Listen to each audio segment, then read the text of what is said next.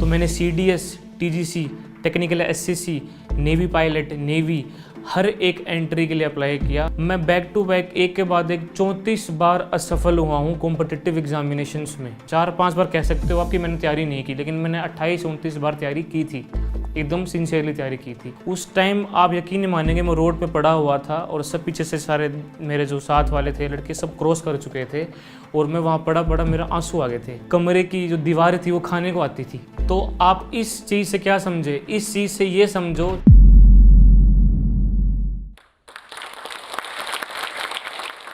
Hello friends, मेरा नाम संदीप बुडानिया है। मैं इनकम टैक्स इंस्पेक्टर हूँ दिल्ली में 3 साल से।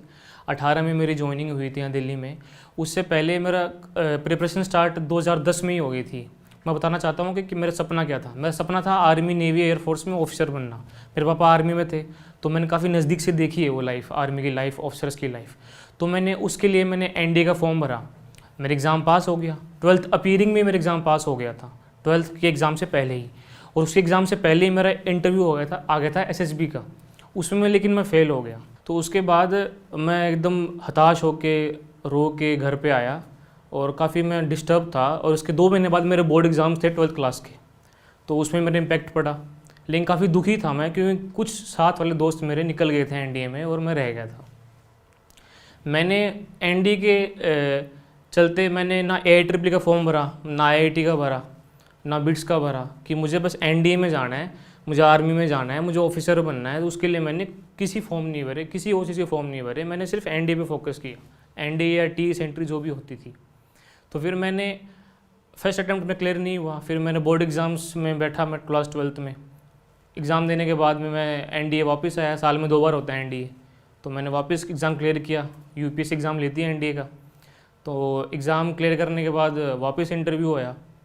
इंटरव्यू में कॉन्फ्रेंस आउट हो गया। मैं लास्ट डे 5th पे मैं आउट हो गया। तो वापस मेरे पे फ़र्क पड़ा, मैं वापस हताश हो गया। जब ट्रेन में आते हैं ना आउट हो गया SSB से, तो बड़े दुखी मन से आता है, मन करता कि बस कहीं कूद जाएं।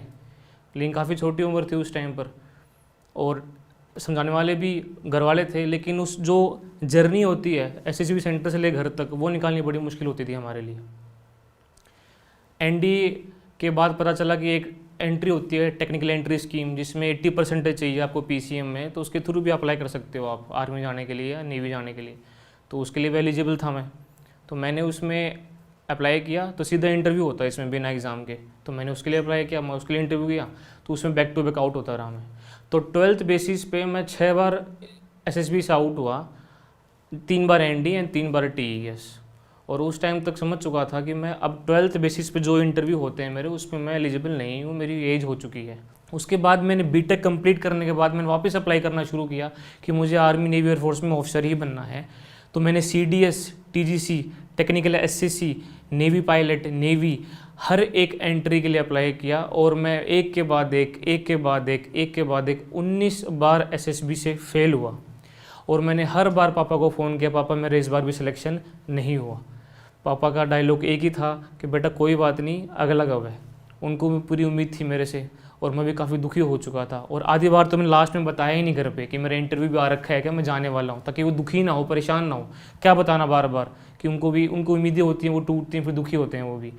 तो फिर मैं उसके बाद मैंने 19 बार तो सिर्फ SSB का इंटरव्यू दिया था। इसके अलावा मैंने एग्ज़ाम कॉम्पिटिशन के और भी दिए थे, बैंक के, SSC के, LIC के, असिस्टेंट कमांडेंट के। मैं बैक टू बैक एक के बाद एक 34 बार असफल हुआ हूँ कॉम्पिटिटिव एग्जामिनेशंस में, जिसमें 19 इंटरव्यू थे, 15 एग्ज़ाम और थे।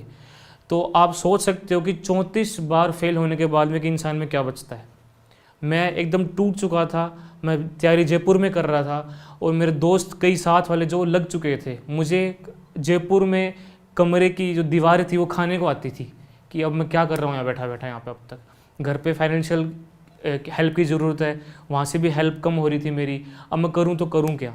मैंने BPO के लिए भी अप्लाई किया था, आप यकीन नहीं मानेंगे, ताकि मैं साथ साथ पढ़ सकूँ और साथ साथ मैं थोड़ी अर्निंग कर सकूँ, ताकि घर से मुझे पैसे ना मंगाने पड़े। तो 15,000 की नौकरी भी मुझे नहीं मिली थी। मैं उस इंटरव्यू से भी आउट हो गया था, जो कि इंटरव्यू 10 मिनट का था बस। और मेरी ड्रीम थी 70,000 की नौकरी पाना। तो उस टाइम सोच सकते हो कि क्या मेंटल प्रेशर रहा होगा मेरा कि मुझे ये नौकरी नहीं मिल रही तो वो कैसे मिलेगी मेरे को। तो फिर मैंने मेरी लाइन चेंज की। फिर मेरे दिमाग में ये हुआ कि कैसी भी गवर्नमेंट जॉब पानी ही पानी है।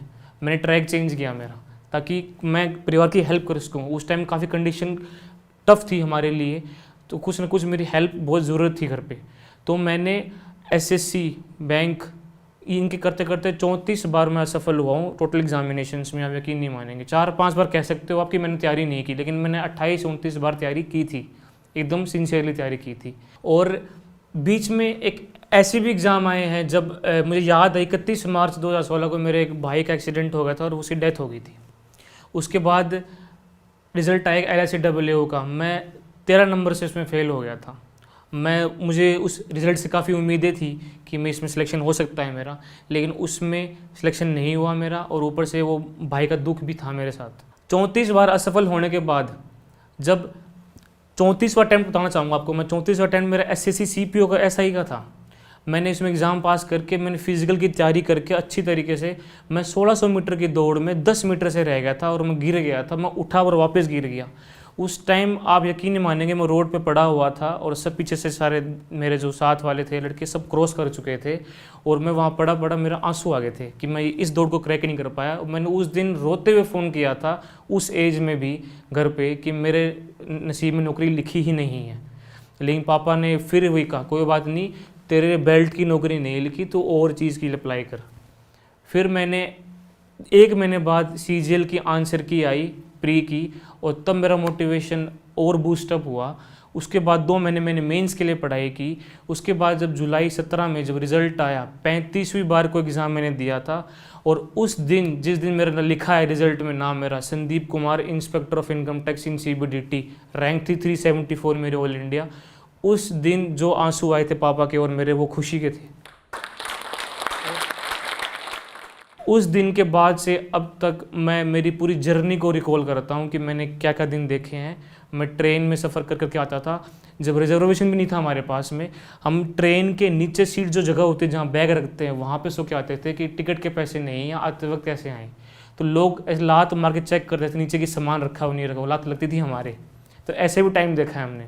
उसके बाद सिलेक्शन होने के बाद में समझ में आ गया कि सफलता तो मिलती है एक ना एक दिन। आप अगर प्रयास करना नहीं छोड़ोगे तो आपको सफलता ज़रूर मिलेगी। ज़िंदगी में सिर्फ 2 चीज़ें होती हैं, या तो आदमी हारता है या सीखता है, और हारता वही है जो प्रयास करना छोड़ देता है। और जीतना है तो प्रयास करते रहो, लगे रहो हमेशा हर तरीके से। और एक चीज़ और थी जो हमेशा मुझे एक इंस्पायर करती थी अंदर से, मेरे गुरुजी थे जिन्होंने एक बार कोचिंग में बताया था कि अगर आपको नींद आती है तैयारी करते वक्त तो आप एक काम करो, और वो चीज़ मैंने अप्लाई की। उस चीज़ ने मुझे मोटिवेट नहीं किया, उसने मुझे इंस्पायर किया। इंस्पिरेशन अंदर से आती है, और वो बात क्या थी कि माँ बाप का चेहरा याद करो रात को सोते वक्त। रात को नींद नहीं आएगी आपको, आप लगातार पढ़ोगे, निरंतर पढ़ोगे। और उस बात ने मेरी ज़िंदगी पलट के रख दी। मुझे कभी भी कोई आलस नहीं आया, नींद नहीं आई। मैं टाइम पे सुबह आराम ऑटोमेटिकली 5 बजे उठ जाता था पढ़ने के लिए, और ऑटोमेटिक 11-12 तक पढ़ता था। तो ये सब इंस्पिरेशन से आता है। अगर ये इंस्पिरेशन आपको क्या पता इस टॉक से मिल जाए, आपको इंस्पिरेशन क्या पता कहीं और से मिल जाए, कहीं से मिले, बस इंस्पिरेशन आपकी होनी चाहिए, वो चिंगारी होनी चाहिए। अगर वो है तो सिलेक्शन ज़रूर होगा आपका, आपको कोई भी नहीं रोक सकता। कि देखो, एक मैं आपको कहानी बताना चाहूँगा एक स्टूडेंट की। वो किसी कोचिंग में पढ़ता था, तो उसने कोचिंग में होते हैं मॉक टेस्ट। CGL मेंस की बात करूँ मैं, CGL मेंस में मैथ और इंग्लिश होती है। उसकी मैथ्स काफ़ी स्ट्रॉन्ग थी, लेकिन उसकी इंग्लिश काफ़ी कमज़ोर थी। उसकी इंग्लिश में 200 में से 80, 90 या ज़ोर मार के 95 तक उसके मार्क्स आते थे। तो जब मेंस प्री क्लियर कर चुका था वो, और जब मेंस के 2 महीने बाकी थे, तो उसकी इंग्लिश काफ़ी कमज़ोर थी, और इंग्लिश में उसको अच्छे मार्क्स लाने पड़ेंगे अगर उसके इंस्पेक्टर की पोस्ट CGL में चाहिए तो उसने क्या किया, काफ़ी इंटरेस्टिंग कहानी है ये, सुनना, रियल कहानी है। मेरे गुरुजी ने मुझे बताई थी कि उस लड़के ने 2 महीने तक, इंग्लिश काफ़ी कमज़ोर थी उसकी, उसने 2 महीने इंग्लिश को रात को उसने टाइम टेबल बनाया कि रात को मैं 8 से सुबह 2-3 बजे तक मैं सिर्फ इंग्लिश पढ़ूंगा, मैं सिर्फ इंग्लिश की किताबें पढ़ता रहूँगा और उसके अलावा कुछ नहीं करूँगा। मैं बीच में मैं ब्रेक ले सकता हूँ 5-10 मिनट का, वो अलग बात है, लेकिन मैं 8 से 2-3 बजे तक मैं सिर्फ इंग्लिश पढ़ूंगा। और मुझे चाहे इंग्लिश समझ में वो आए चाहे मुझे समझ में ना आए, लेकिन मैं मेरे इतने घंटे फिक्स मैं इंग्लिश को दूंगा मेरे मेंस एग्ज़ाम तक। तो वो लड़का एक दिन आया रिज़ल्ट आने के बाद में कोचिंग में मेरे उस गुरुजी के पास में। तो उन गुरुजी को लगा इसकी इंग्लिश काफ़ी कमज़ोर थी, मैथ स्ट्रॉन्ग थी इसकी, तो इसे कुछ नौकरी मिल गई होगी सीजीएल में टीए की, या किसी कोई 2800 ग्रेड पे की जॉब इसको मिल गई होगी। लेकिन सर ने उसे पूछा, मेरे गुरुजी ने पूछा उसे कौन सी पोस्ट मिली। बोला सर इंस्पेक्टर की पोस्ट मिली है, दिल्ली में मिली है। तो सर एक बार अचंभित हो गए कि इसको इंस्पेक्टर की पोस्ट कैसे मिल गई, कि इसकी मैथ स्ट्रॉन्ग थी, इंग्लिश कमज़ोर थी इसकी। तो सर ने उससे पूछा कि भाई तुझे दिल्ली मिली है इंस्पेक्टर की पोस्ट, तो तेरे मार्क्स कितने कितने आए। बोले इंग्लिश में मेरे 147 मार्क्स आए। तो सर बोले तेरे 147 मार्क्स आए 2 महीने की तैयारी में कैसे। तो उसने सर को बताया कि सर मैंने तैयारी ऐसे की थी कि मैं इंग्लिश पढ़ूंगा 8 से 2-3 बजे तक, और चाहे मुझे समझ में आए चाहे समझ में ना आए, मैंने मेरा 100% दिया उसको। अब अगर मेरे मार्क्स नहीं आते इंग्लिश में तो कमी मेरे में नहीं है, कमी इंग्लिश में कोई ना कोई होगी।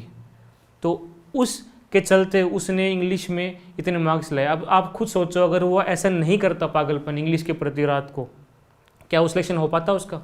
नहीं हो पाता, वो इंस्पेक्टर की पोस्ट नहीं ले पाता। उसे इंस्पेक्टर की पोस्ट दिल्ली में और मिली। और याद रखना हमेशा किसी भी सीजीएल की पोस्ट पे, इंस्पेक्टर की पोस्ट पे आने के लिए दिल्ली में समझो हाईएस्ट मेरिट रहती है। तो सोचो उसने कितना पागलपन से तैयारी की होगी। तो सब्जेक्ट के किसी भी सब्जेक्ट में कोई कमी है आपकी तो इस तरीके से तैयारी करो, आप उसके पीछे पागल हो जाओ, आप उसे टाइम दो पूरा। अब वो आपसे मुंह फेर के बैठा हो आप, लेकिन फिर भी टाइम दो उसको, लेकिन एक दिन वो रिजल्ट आपको ज़रूर देगा। तो आप इस चीज़ से क्या समझे? इस चीज़ से ये समझो चाहे कितनी भी बार असफलता का मुंह देखना पड़े, कभी भी हार नहीं माननी है। आप आज एक बार फेल हुए, 2 बार फेल हुए, 3 बार हुए, मैं 34 बार फेल हुआ हूँ आप, लेकिन हर बार फेलियर के बाद में आप उस चीज़ को छोड़ो मत, आप डबल ट्रिपल पावर से उसमें और जोर लगाओ। अगर आपकी मेहनत में ईमानदारी होगी तो सिलेक्शन पक्का मिलेगा आपको, हार नहीं माननी है। आप उसमें दुगनी जान लगा दो, वो आपके लिए रिस्पॉन्स देगी। और असफलता, मैं समझता हूँ कि असफल होने के बाद में दिमाग ख़राब हो जाता है कि सोचते हैं यार इतनी पढ़ाई करी हमने और सिलेक्शन नहीं हुआ हमारा, 4-5 दिन दिमाग ख़राब होगा। मैं समझ सकता हूँ कि अपन को दीवारें खाने को आती हैं, खाना अच्छा नहीं लगता अपन को, दोस्त की बात अच्छी नहीं लगती है अपन को, लेकिन वो आपको उससे 4-5 दिन बाद वापस उभरना पड़ेगा। और वो ही जो 4-5 दिन होंगे आपके भविष्य को डिसाइड करेंगे कि आप कहाँ जाने वाले हो, कहाँ नहीं जाने वाले। तो बेस्ट ऑफ लक, लगे रहो, एक दिन सफलता ज़रूर मिलेगी। माहौल नहीं है, शब्द नहीं मिल रहे, कॉन्फिडेंस नहीं आ रहा, इन सभी सवालों का जवाब आपके पास है। और वो कैसे? बस आप डाउनलोड करें इंडिया का best spoken English learning app जिसका नाम है जोश स्किल्स। और वो इसलिए क्योंकि वो एक सफलता की चाबी है, और वो एक ऐसी चाबी है जो आपके कम्युनिकेशन से जुड़े, स्पोकन इंग्लिश से जुड़े हर एक सवालों का जवाब देगा, जिससे आप एक बेहतर स्पीकर और कम्युनिकेटर बन सकते हैं। तो जाइए कमेंट सेक्शन में और पहले कमेंट में दिए हुए लिंक को क्लिक करें और डाउनलोड करें इंडिया का best spoken English learning app जोश स्किल्स ऐप।